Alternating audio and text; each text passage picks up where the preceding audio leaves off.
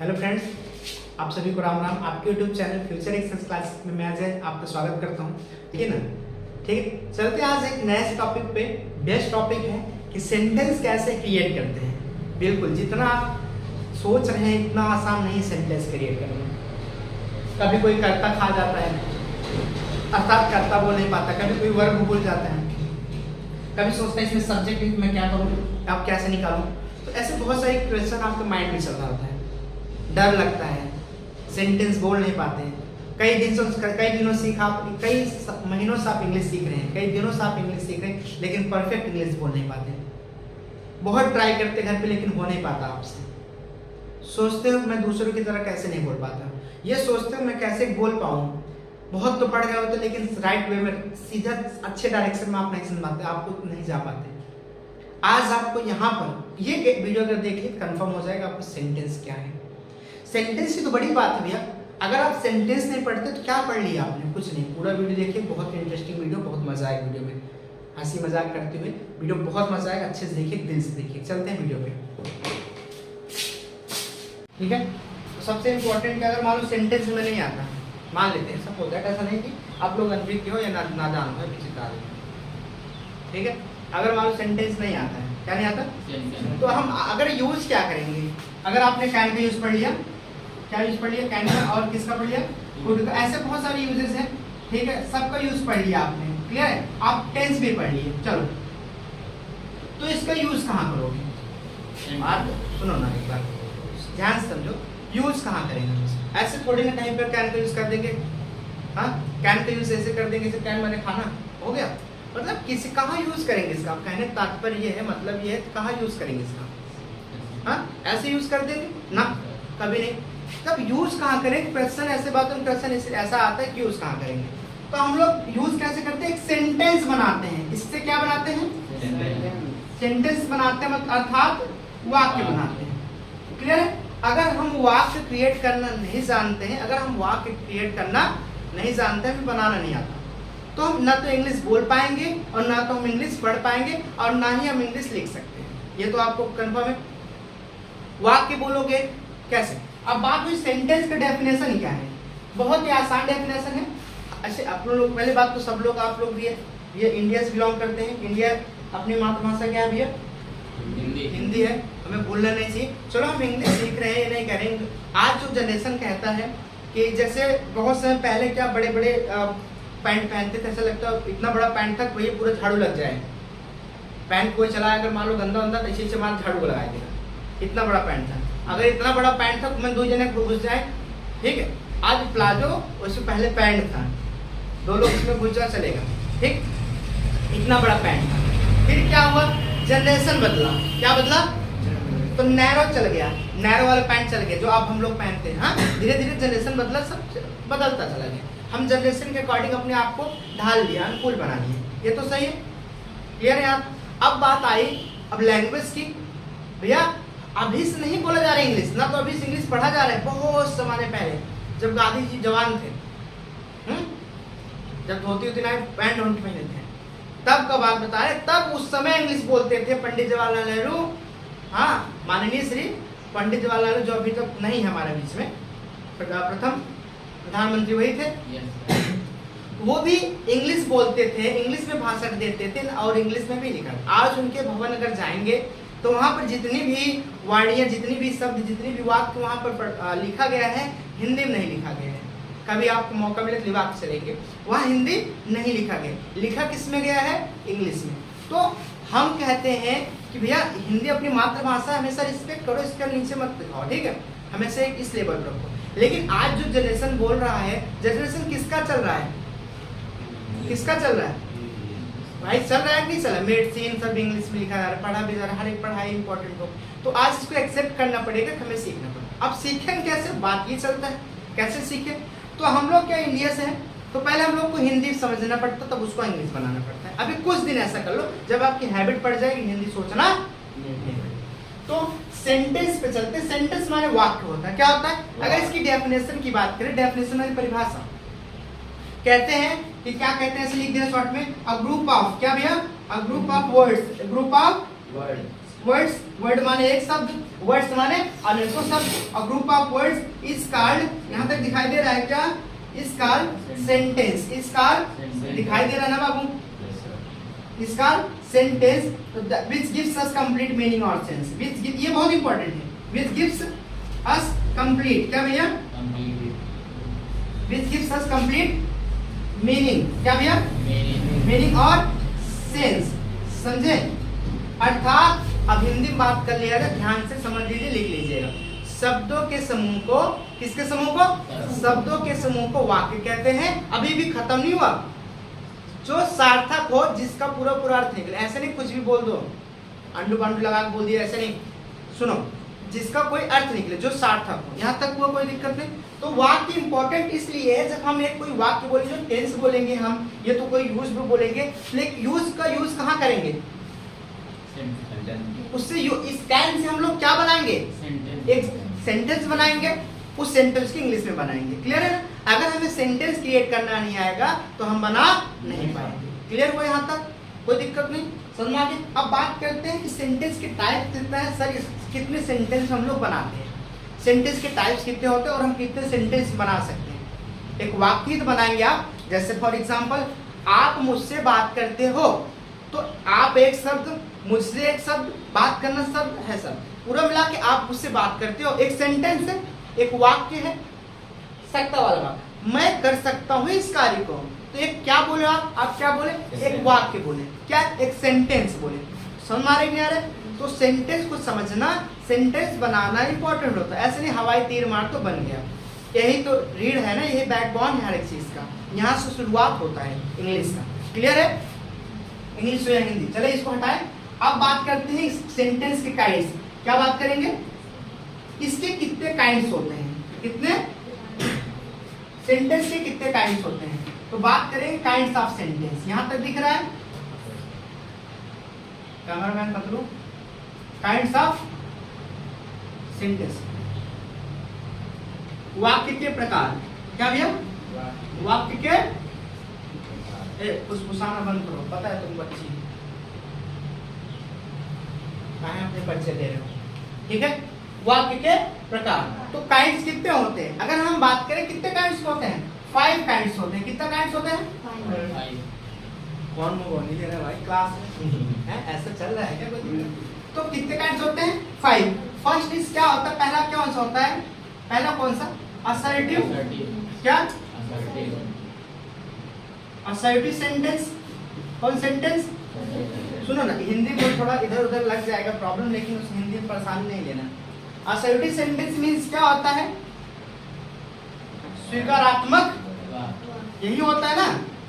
साधारण वाक्य बोले से स्वीकारात्मक क्या होता है, मैं लिखाया था, क्या होता है, चलो साधारण लिख देते हैं, साधारण वाक्य जो स्वीकारात्मक वाक्य, क्या हो गया साधारण वाक्य, आप लोग समझ जाइए, अब ठीक है। अच्छा चलो उसको थोड़ा सा और क्लियर कर देते हैं, ठीक है। क्या भैया, साधारण वाक्य, यहाँ तक हो साधारण वाक्य, इसको हम स्वीकारात्मक वाक्य बोलते हैं ना, क्या बोलते हैं जी। दूसरा कौन सा है, ठीक है, इंट्रोगेटिव, क्या भैया, यही तो बताना है आज, ये तो मेन मुद्दा है अपना, मुद्दा क्या है, लेकिन हम सोचते हैं मुद्दा उठाने से पहले पूरी पूरी जड़ खोद डालो कि बात कहाँ से उत्पन्न कहाँ से होता है, उत्पन्न कहाँ से होता है, हाँ सेंटेंस है। तो इंट्रोगेटिव सेंटेंस मीन्स होता है प्रश्न वाचक वाक्य, यहाँ हुआ कोई दिक्कत नहीं। अब तीसरा होता है इंपरेटिव, क्या होता है, बहुत सही बता दो, इंपरेटिव सेंटेंस मीन्स होता है आज्ञा सूचक, आज्ञा, अच्छा इसके हिंदी से भी पता चल सकता है कि इसमें क्या बोला जाए कि क्या कैसे बोला जाए, बता देंगे हमें, आज्ञा सूचक। चौथा होता है भैया ऑब्जेक्टिव, ऑब्जेक्टिव सेंटेंस मीन्स होता है इच्छा सूचक वाक्य, कोई दिक्कत तो नहीं। पांचवा होता है और लास्ट वाला होता है एक्सक्लाम, EXCLAMETORY। एक्सक्लेमेटरी सेंटेंस मीन्स होता है, अरे विस्मयादि प्रॉब्लम हो जाएगा।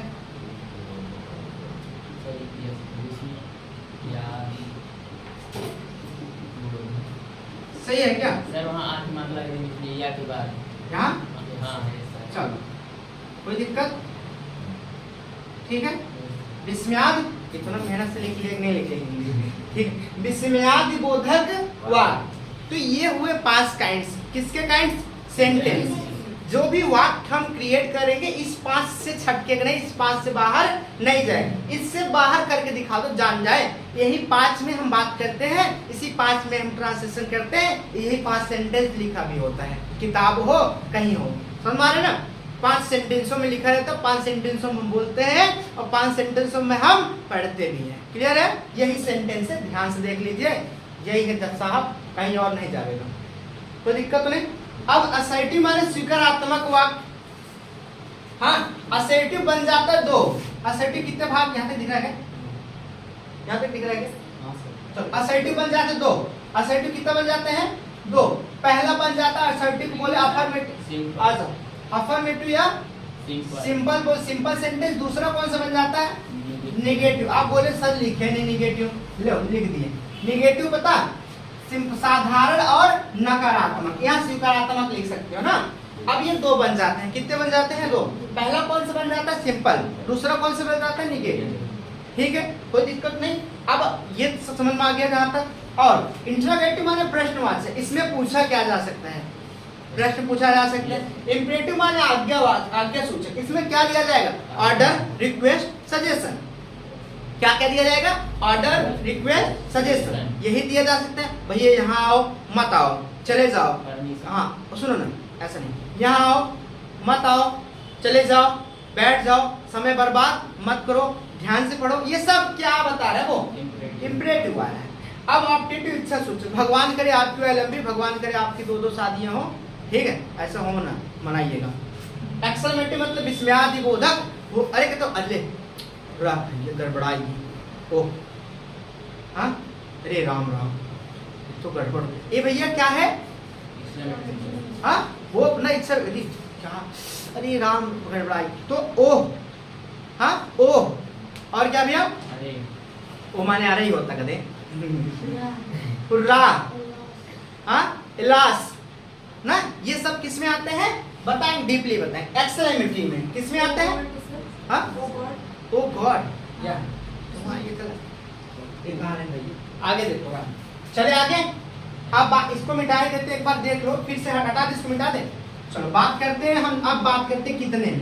हम अगर बात करते हैं, क्या करते भैया? अगर हम ट्रांसलेशन करेंगे या हम बात करेंगे, अधिकतर इन्हीं सेंटेंसों में बात करते हैं। Assertive, interrogative. हम लोग अब लिख सकते हैं असर्टिव को क्या बोल सकते हैं? हाँ सिंपल बोल सकते हैं। हम मिटा के फिर से बता दे रहे हैं।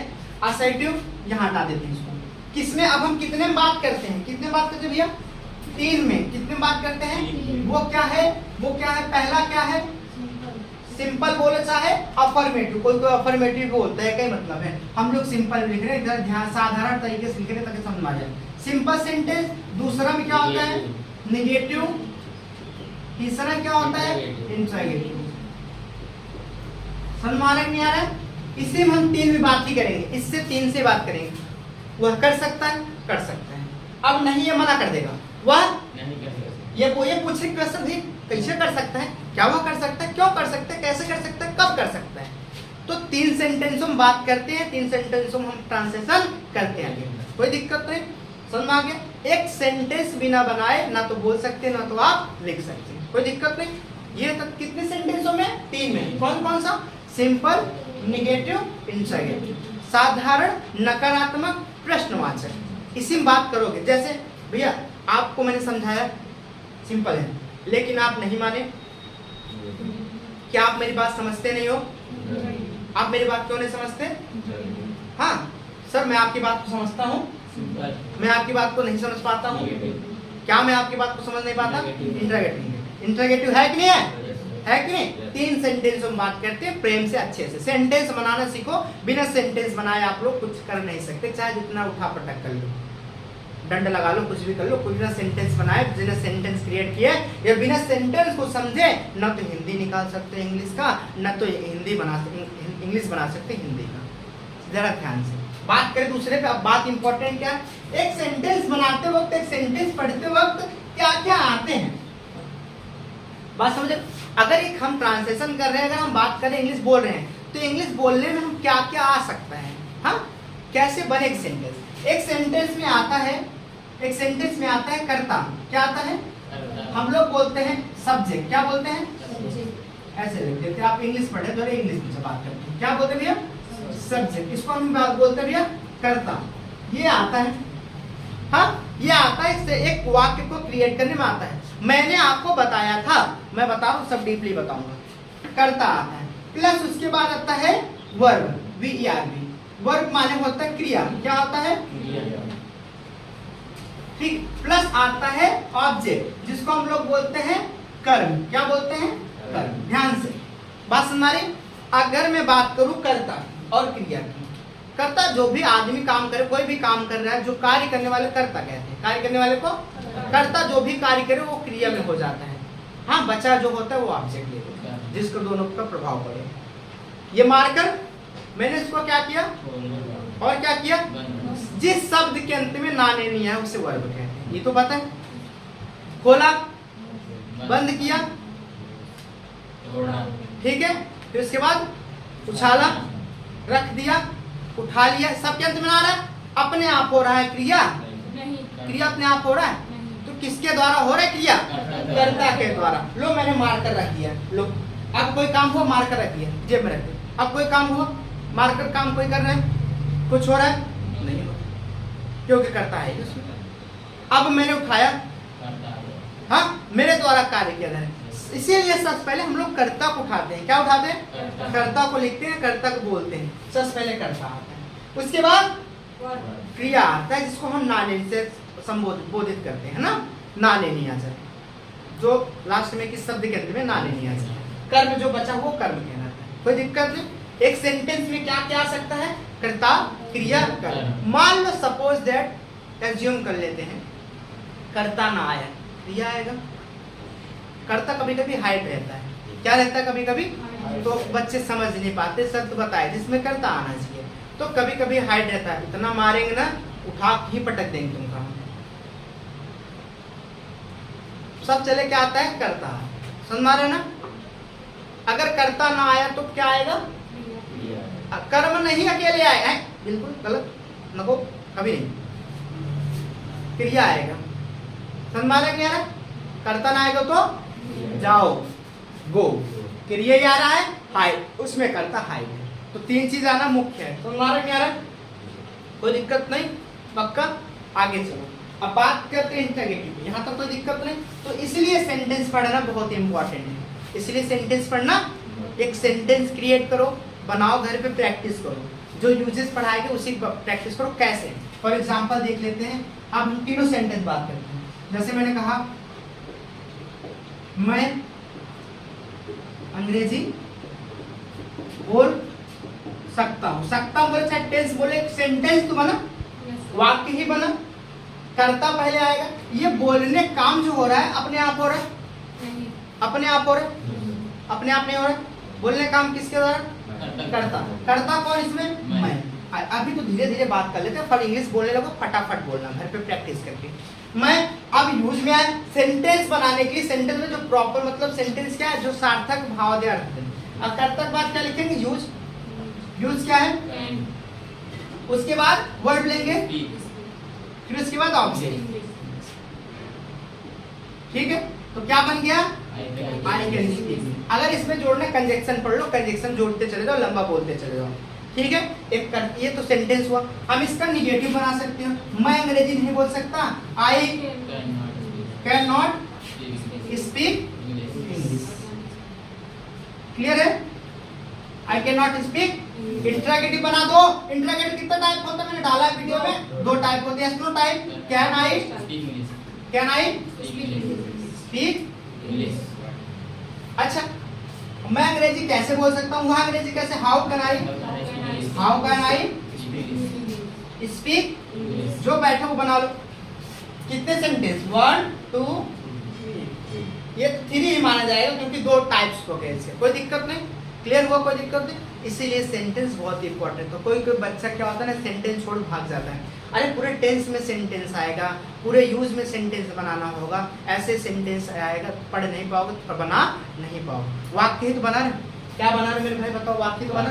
हम बात कैसे करेंगे, इंग्लिश में बात कैसे करेंगे, देखो मैं मानता हूँ, आई कंसीडर, आई अचीव, हाँ, आई एक्सेप्ट, आई बिलीव, हाँ, मैं विश्वास रखता हूँ, आई बिलीव कि दैट, ठीक है, हमें पढ़ना सीखिए, दैट वी शुड स्टडी,